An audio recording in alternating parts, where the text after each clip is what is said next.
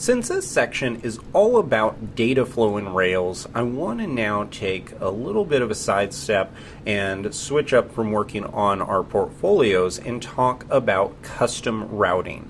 Because I've already mentioned a few times that routing is the first step of anything that is going to happen when someone's interacting with your website. So they can't get to the controller, they can't get to the database, they can't get to any of that unless they're going to a page on your site. That's just logical. So if they go to Pages Home, then anything that happens inside of that Pages controller's home method is going to render, and that's what's going to get shown to the user. So this is a very good place to start when it comes to understanding data flow in Rails. And I have gone through how we can use our resources, and this is used for the scaffold, but it's also used whenever we're building pretty much any kind of CRUD based service. So creating, updating, deleting, that kind of thing.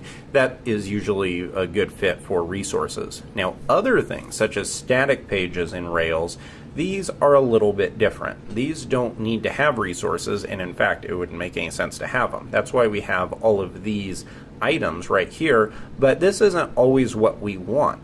So Rails gives us a lot of flexibility. By default, it creates these for us, but this isn't exactly what I'm really looking for. I'm going to give us some space.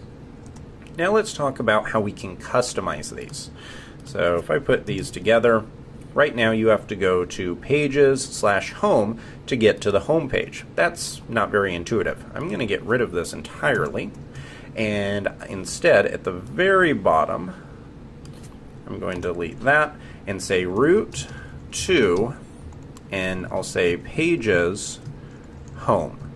And what this does is it's setting what's called the root path. This is the root of the application, which means it's your home page.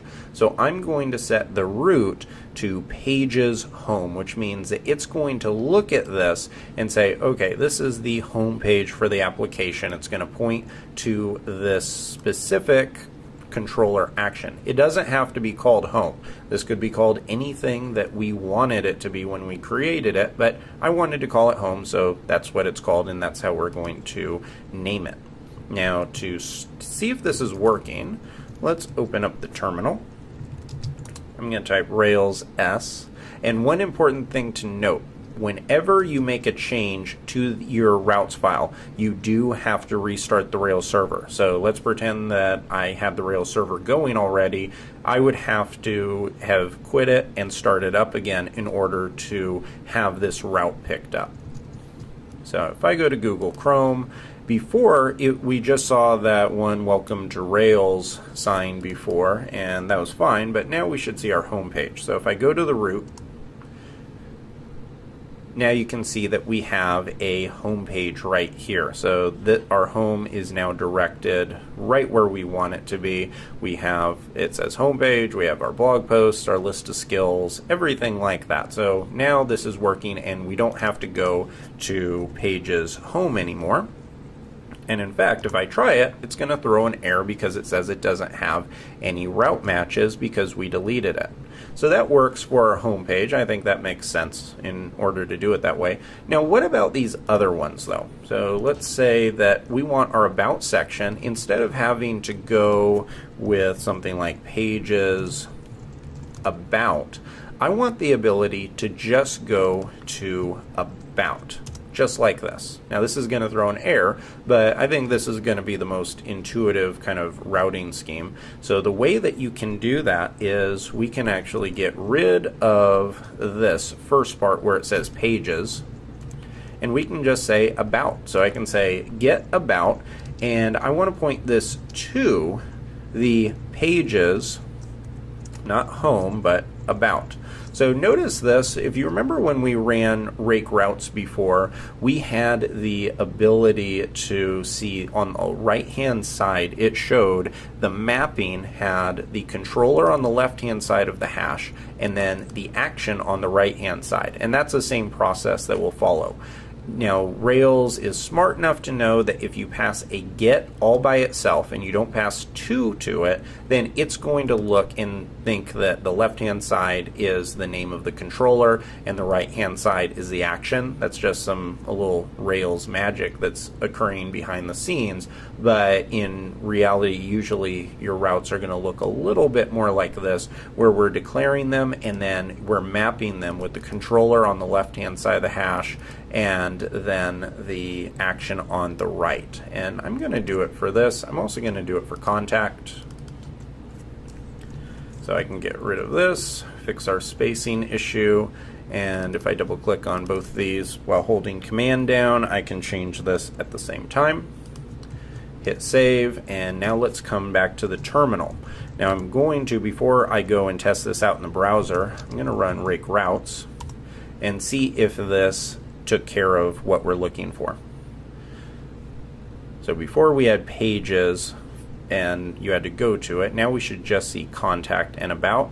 And look at that, here we go. We have contact and about. So this is something that's really cool in Rails and how you can customize these routes and not have to go with the default ones, but we can really do whatever we want with it. I'm going to start up the server. Always want to test it out in the browser, even if it looks like everything's going to work. Sometimes some little bugs pop up, but not right here. It's all working. So about works, contact should work, and there you go.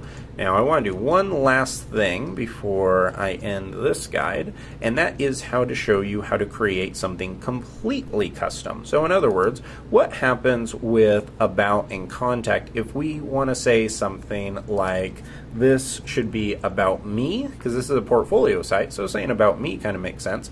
We don't have this method, we don't have this action saying about me, but the cool thing with Rails, we can pass anything we want in here. In fact, watch this. I can pass in this ASDF right here. It has no mention of contact or anything like that.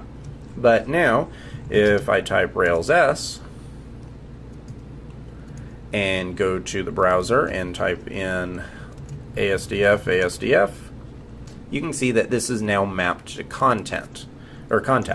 And then if I do about me with the dash in the middle, this is mapped to about. So we have total control on being able to customize this. I do want this to say contact though, so I'm going to leave it there. I do like this to say about me, so I'm going to leave it exactly like that.